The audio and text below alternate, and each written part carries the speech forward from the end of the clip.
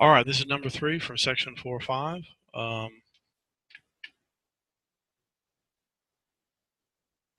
It just says for the subspace below, find a basis for the subspace first, and then state the dimension. All right, so this kind of reminds me of a problem we did a little while ago that involved a plane. And you might remember that I solved for x in terms of the other variables. So I want to do the same trick here. I'm going to solve for a this time, though. So all of the vectors in this space will take on this form. B and C are both free variables, but notice D is never even mentioned in the equation. So D is actually a free variable as well. Okay. So let me factor the B out. We'll factor the C out. And then we'll factor the last one, the D, out. All right. So these vectors certainly span the space, but we need to make sure they're linearly independent also. So let me form the matrix with those vectors as columns. We'll put this thing in reduced echelon form and count the number of pivot columns. All right.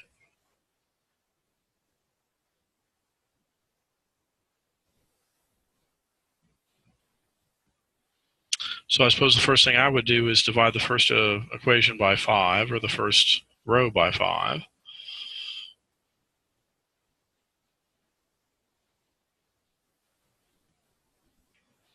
Okay.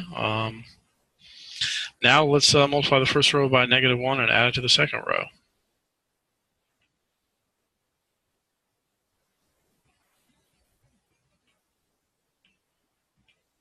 All right.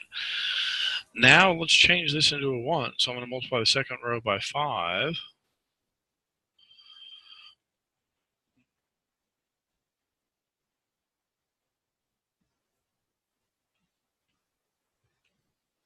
Okay. And I'm just going to, I suppose, multiply the second row by -1 and add it to the third row. We'll do that right here.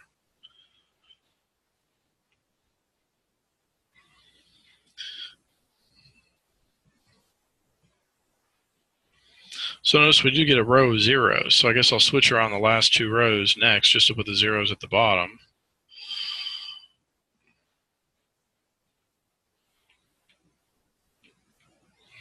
But it looks like we do have 3 pivot columns, all right?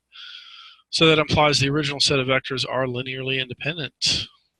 So not only do these vectors span the space, but they are linearly independent, and that means they form a basis. So the basis is this collection of vectors, and the dimension is obviously 3, just because there are 3 of them.